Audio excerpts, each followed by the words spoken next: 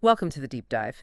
Today, we're going to dig into some really fascinating ideas from Rick Rubin's book, The Creative Act, A Way of Being. Yeah, You brought these excerpts to us wanting to explore what they really mean for, the creative process itself. that's right.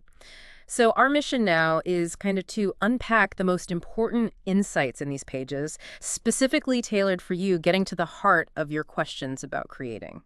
And it's probably worth saying up front, the source itself makes this clear.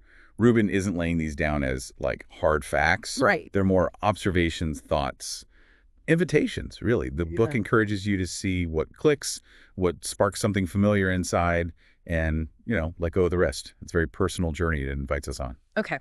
One of the first things, visually anyway, that jumps out is this simple symbol showing up again and again, a circle with a dot right in the middle. Yeah, It's there next to these really big ideas like everyone is a creator, the source, the vessel, and the filter. It feels like a kind of visual anchor. it really does. Yeah. Like an emblem connecting these core concepts throughout the material, maybe suggesting a point of origin Yeah. or contained universe, Yeah. something central. Could be. Okay, let's really start unpacking what's here. The foundation seems to be this big statement, everyone is a creator. That feels broad. Yeah. The source is pretty clear on that. It really expands the definition way beyond, just painting or music. Hmm. Creativity is presented as something just fundamental to being human, Hmm. like a hummingbird inherently knowing how to build its specific kind of nest. Or a peach tree, just growing peaches. Exactly. It's just humanity being true to its nature is how it's framed. So it's not limited to the arts. It could be how you approach your job, solve a problem, even just live your life. Yeah. Anything that's an expression of you. Precisely. And just like every nest is unique or every peach, every creation is different. Yeah. And their beauty. Yeah. It's not some objective thing. It's in the eye of the beholder. So it really pushes back against that idea that creativity is some rare gift only for a select few. The source insists it's part of everyone's basic makeup. Which then leads to the obvious question. If everyone's creating, where's it all coming from? And the source points to this universal source, capital S. Yeah, this source is described as immense. It covers everything seen, done, thought, felt, imagined, forgotten, even the unspoken and unthought things within us. Wow, that's everything. Basically. So the artist's role, in this view, isn't so much making something totally new from nothing, but more like being a translator. Okay. They draw down, as the book puts it, this information from the source, transform it through their own unique lens, and then share it. They're like receivers for messages the universe is always sending out. And good artists, it says, have sensitive antenna. They're picking up on energies that are resonating right now. Exactly. It even mentions that sometimes this sensitivity might develop as a kind of protection, because maybe they feel things more deeply than others. And what's fascinating there is the split it makes between the data we get through our usual five senses Right, the physical world stuff. and this other kind of energetic material from higher frequencies. That sounds a bit out there. It does, Huh? but the source describes it as something you can't really grasp physically, something that might even defy normal logic. It uses quantum ideas as an analogy, like an electron being in two places at once. Okay, an electron in two places. That's definitely a head scratcher. But practically, for creating things, what does that feel like? How do you know if you're tapping that versus just having a good idea? Well, the source suggests you don't actively look for it, not in an analytical way, at least not first. The way to pick up on these signals from the source or these higher frequencies is by creating quiet space inside, Ah. clearing out the mental chatter, making a sort of vacuum, you could say, to let these ideas just come in. So it's about being receptive, not forcing it. Precisely. And there's a spiritual angle mentioned too, this idea that you're not doing it alone, you're connected to something bigger. And that this energy can be tapped into through faith, even noticing things that seem like coincidences that's framed as possible guidance from the universe. Mm. Trusting the direction without needing the full logical map. That focus on listening, on being receptive, that flows right into the next big theme, awareness and perception. Yes, the ability to look really deeply, to see beyond the surface, beyond the ordinary, to what's less visible that's positioned as the root of creativity. And there's a key distinction made, isn't there, between just noticing and then studying or analyzing. Crucial difference. The pure connection, the noticing comes first, the analysis, the figuring it out, that's secondary. And you can actually get better at noticing. Train yourself. Absolutely. By consciously choosing to expand or narrow your awareness, by quieting the noise, both internal and external, by zooming way in on a tiny detail or zooming way out for the bigger picture. Okay. And here's where it gets really wild. The source suggests the universe is only as large as your perception of it. Wow. Okay, hold on. If my awareness defines my universe, what happens when I deliberately try to expand how I see things to the creative material I have access to?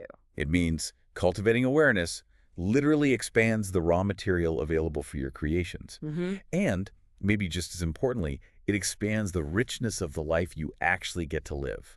It totally changes where you might look for inspiration, doesn't it? It really does. Expanding the universe just by changing how we look, that's profound. Eh, It makes me think about what inside us is expanding, which connects to the vessel and filter ideas. Right, so the vessel is that inner container, all your stuff, thoughts, feelings, dreams, memories, experiences, everything you are. Mhm. And the filter is the unique way information, whether from the outside world or from that deeper source, actually gets into the vessel. Not everything gets through. And that filter is different for everybody, shaped by our past and beliefs. Exactly. Your history, conditioning, biases, all that. But the book suggests this default filter isn't set in stone. You can learn to bypass it, or train it, basically, to improve your connection with the source and expand what the vessel can actually receive. It's like tuning your instrument differently to get a different sound. So you can intentionally shift the creative outcome by working on your filter and vessel. Yeah. And it also notes that when we put our creative work out there, it goes back into the world and becomes source material for other people. Ah, so it's this constant feedback loop, creation feeding more creation. Exactly. It's all interconnected. Okay, so given this idea of accessing the vessel, the inner world, what kind of methods does the source suggest for tapping into that deeper level, the subconscious? The subconscious is presented as this abundant reservoir of high-quality information, an oceanic source holding universal wisdom that kind of naturally bypasses the logical mind. And the ways to access it sound pretty direct. They are. Examples like vocalists just making random sounds to see what melodies or feelings emerge, or practices like, say, doing intense exercise or specific anger-releasing techniques and then immediately doing automatic writing. Automatic writing? Yeah, just writing whatever spills out onto the page without thinking, without censoring. Almost like tricking the conscious mind's gatekeeper. Exactly, getting out of your own way. Transitional states are also mentioned as fertile ground, Like what? like having a fever, being in that sort of trance-like state, or those moments just as you're falling asleep, or right when you wake up. Ah, the hypnagogic state. Right. Times when the analytical brain isn't fully in charge, giving you access to more dreamlike subconscious material. Which is why keeping a dream journal right upon waking is suggested. Yep. And it notes that even memories aren't like perfect recordings. They're seen more as romantic stories, Yeah. maybe filtered or embellished. But still full of good creative content. Absolutely. Rich material. And then there's the interesting use of apparent randomness. Well, how does that work? Using tools like, say, throwing the I Ching, or pulling tarot cards, or using other chance operations. The idea is to bypass your conscious preferences and rational choices. To let something else guide you. Yeah, to tap into a larger intelligence. Or maybe just to surprise yourself and break out of a rut. Stumble onto a new path. Like letting the universe or your deeper self give you a nudge. Okay, shifting gears a bit. The source really hammers home that nothing is static. Yeah, the world's always changing, isn't it? That old idea, you can't step in the same river twice. Right. But just as critically, the book reminds us that we are also always changing. We're growing, evolving, learning new things, letting go of old things. So because we're changing, our awareness changes. And therefore, the creative work that comes through us is also always changing. It's not a fixed thing. Exactly. It's fluid. And the source makes this really powerful point. It doesn't actually matter if the creative spark comes from inside you, a deep thought, a strong feeling, or from outside, seeing a stunning sunset, hearing a piece of music that moves you. A beautiful thought and a beautiful sunset. Equally valid starting points. Totally. Both are just raw material. Yeah. And there are always, always more options available than we usually realize. Which seems to lead naturally into the idea of patience, described as almost an unbreakable rule in creativity. Yeah, it's presented as really fundamental, foundational for developing both the artwork itself and the artist over time. Even those masterpieces that seem to just appear overnight. Yeah. They're built on, like, decades of patient work on other things. There's no real shortcut to that built-up skill and wisdom. And taking breaks isn't just okay, it's actually essential. Absolutely crucial. The analogy used is weightlifting. The lifting part, the active work, stresses the muscle or the creative mind. Okay. But it's doing the recovery, the break, that the muscle actually rebuilds itself stronger. So Yeah. this passive element, the downtime, is just as vital as the active creating time. And that connects to the adaptation process, where the practice gets absorbed deeper, leading to those sudden leaps in skill that seem to come out of nowhere. Right, leaps that often happen after you've taken a break. It's like your system integrates the learning subconsciously. Yeah, processing in the background. Exactly, it all sinks in. Okay, next up is this really intriguing concept of beginner's mind. This is all about trying to see the world, approach knowledge, and even create as if you're doing it for the very first time. Like a child. Very much so. Deliberately letting go of what you think you know based on past experience. Living right in the present moment with as few fixed beliefs as possible. Seeing things as they actually are right now. And tuning into what genuinely excites you today. Not just what worked before or what others expect. The example from the game of Go was striking that computer-making move 37. Yeah, it defied centuries of human strategy. But it turned out to be groundbreaking. So sometimes not knowing the rules or ignoring them can be an advantage. It can remove mental barriers, absolutely. Create openings for real innovation. The book mentions the Ramones. Apparently they were trying to make bubblegum pop. Seriously? Yeah, but because they didn't really follow the established rock rules, they kind of stumbled into inventing punk rock. Innovation through, like, productive ignorance or naive perspective. It connects so strongly to those childlike qualities the source talks about. Totally.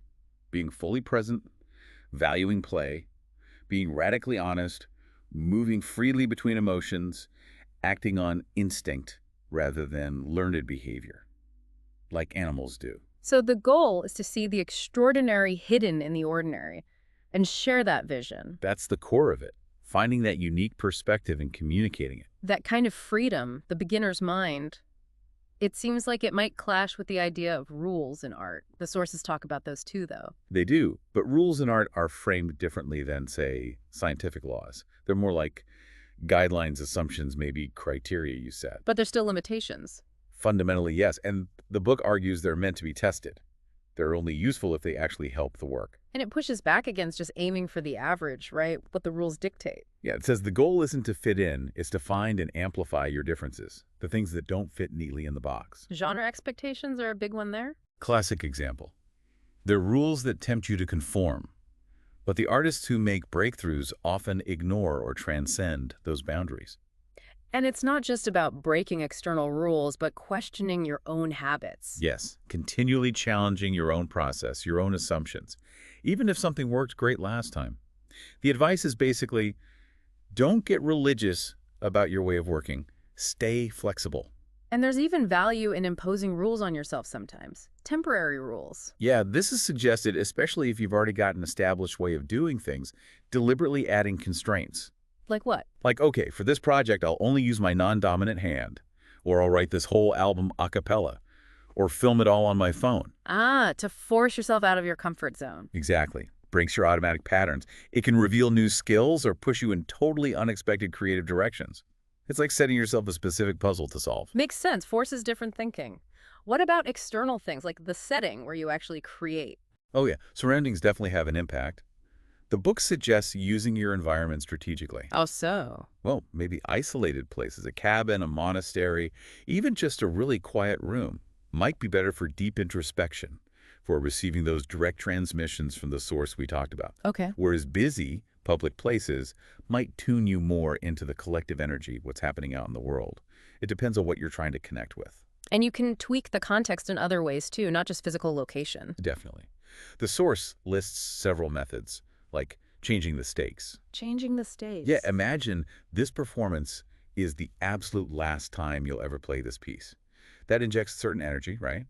Or you can do the opposite, lower the stakes, frame it as just a casual rehearsal to take the pressure off. Interesting. What? Inviting an audience. Yeah. Even just having one other person quietly watching you can change how you act. Maybe increase your focus or intensity. And changing the context of the work itself. That sounds intriguing. Yeah, like taking lyrics written as a love song and performing them as if they're sung to God or to a lost pet or something completely different. It changes the meaning, the feeling. Or experimenting with performance conditions, different lighting, using in-ear monitors versus just the room sound. Exactly. Or even writing for someone else, pretending you're creating this piece specifically for an artist you deeply admire. How would they approach it? So the overall idea is just to shake things up, create different perspectives. Yeah, establish different conditions and see where they lead. It's another way to break habits and surprise yourself. Okay, moving on to working with others. The sources discuss collaboration, but frame it specifically as cooperation, not competition. Right. Cooperation, in this context, is all about supporting the absolute best outcome for the art itself. It's not a power struggle, not about proving your idea is the right one. Like getting a boost to see over a wall. Yeah, that's the analogy used, yeah. Getting a new perspective you couldn't get alone. And there's a warning against ego getting in the way. Like demanding credit. Demanding personal authorship, even if it hurts the art, or rejecting a good idea just because it feels weird or wasn't yours. So the aim isn't just compromise, but finding something genuinely better together. Precisely. Aiming for that choice C, something superior to what either person wanted initially, choice A or B, working together until everyone feels good about the result for the sake of the work. And receiving feedback fits in here too. Yes, setting aside ego to really hear the critique, while also remembering that language isn't perfect and feedback always comes through the other person's own filter. Okay. Once you have the ideas flowing, whether alone or collaborating, there's the necessary craft phase. And editing. Right, the craft phase. This is acknowledged as often being the more laborious part. Less magic, more like bricklaying is the metaphor used, necessary for actually making the thing. And a big trap here is demoitis. Yeah, falling in love with your early rough versions. Getting so attached that you resist changes that could actually make the work much better. So what if you get stuck during that craft phase? Yeah. Hit a difficult section? The advice is to keep the momentum going. Don't get bogged down. Work around the tough spot. Skip ahead. Finish other parts. Complete a full first draft, even if it's messy. And then come back. Yeah, return to the problem area later, but now you have the context of the finish whole, which might make the solution clearer. The role of the editor sounds really key here. Needs a different hat. Totally different mindset. It means detaching from your ego's love for every little bit you created, viewing the work as a whole, like a container. The editor curates what fits, what serves the core idea, And brutal editing means stripping it right back to its essence, getting rid of anything that doesn't actively serve that core idea or anything that distracts from it. Less is generally more is the guiding principle. And the test for keeping an element is, does it amplify the essence? Distract? Help the structure? Is it truly necessary? Those are the questions. The goal is to get it to a point where it feels inevitable. Like it couldn't be any other way. Yeah. Balanced, elegant. Now, with all this creating and refining, there are definitely going to be hurdles. Big ones. Fear, perfectionism. They feel almost universal for creators. Oh, absolutely. And the sources are very honest about how hard it is to actually put your work out there. Yeah. Fear of judgment, fear of being misunderstood, fear of being ignored, fear of being disliked. All of it. And that urge for perfection. It gets called out as particularly paralyzing. It can lead to endless tweaking, never finishing, or even throwing the whole thing away because it doesn't meet some impossible ideal. But the stark reality is the only art the world ever sees is from people who somehow manage to push past those fears and actually release their work. Exactly. And related to that is the fear of scarcity. Scarcity, like running out of ideas. Yeah, the anxiety that you only have so many good ideas, so you better hoard the great ones you have now instead of using them. But the book argues against that. Strongly. It says using your material is precisely what makes space for new ideas to come through. Plus, it improves your skills for handling the next wave. Hoarding leads to stagnation. Fear of running dry and perfectionism, they both just block the flow and stop you from moving on. So every new project is just another chance, another swing at the bat. That's the perspective.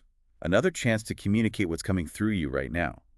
Which brings us to how the source talks about defining success.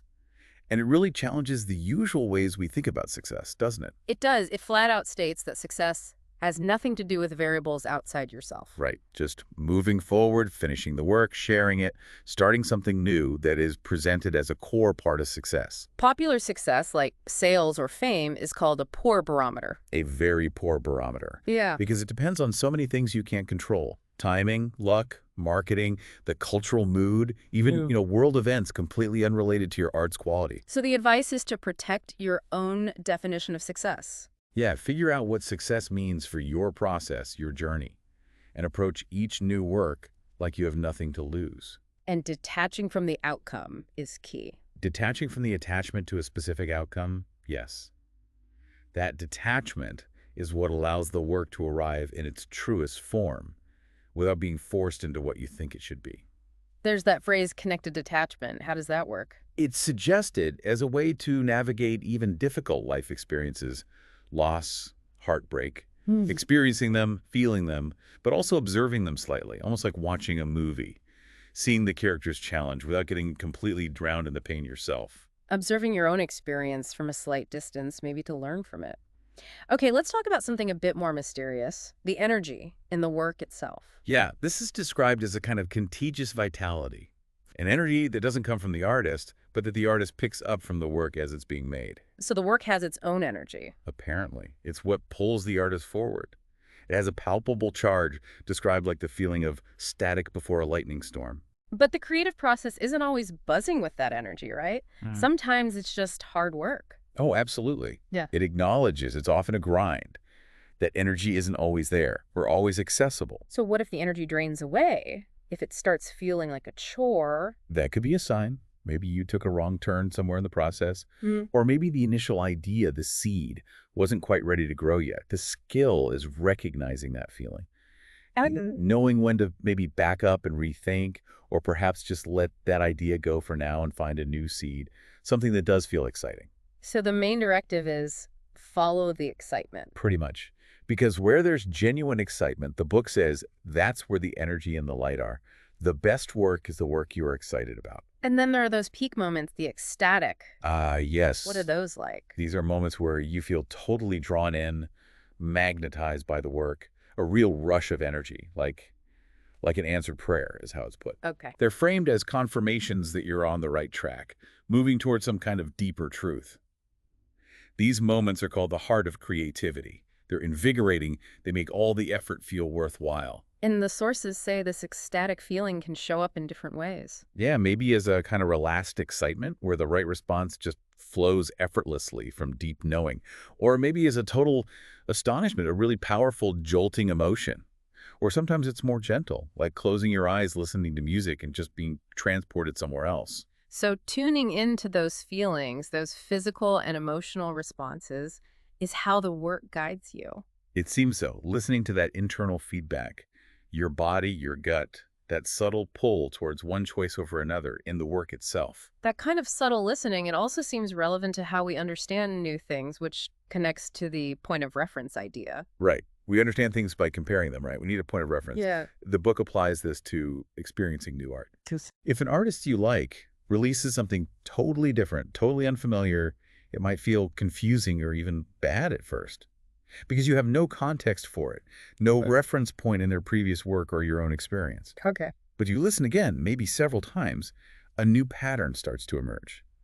A context develops for that specific work. Yeah. And sometimes that initially strange piece ends up becoming a favorite. And conversely, maybe things you like instantly don't always last as long because they fit too easily into what you already know. That's suggested, yeah. And importantly, this applies to making your own work too. How? Ideas that feel weird or awkward or just wrong at first might actually be your most innovative ones, precisely because they don't fit your current reference points. As the source says, revolutionary ideas have no context. They invent their own. Exactly. So pushing those strange ideas away just because they feel uncomfortable could mean missing out on your most important breakthroughs. So how do you decide when something feels awkward but might be brilliant versus just bad? The book suggests a kind of intuitive A/B testing. Put two options side by side, two colors, two chords, two lines of text, whatever. Okay. And then this is key. Trust your first immediate reaction, that knee-jerk feeling, that instinctual tug. Don't overthink it.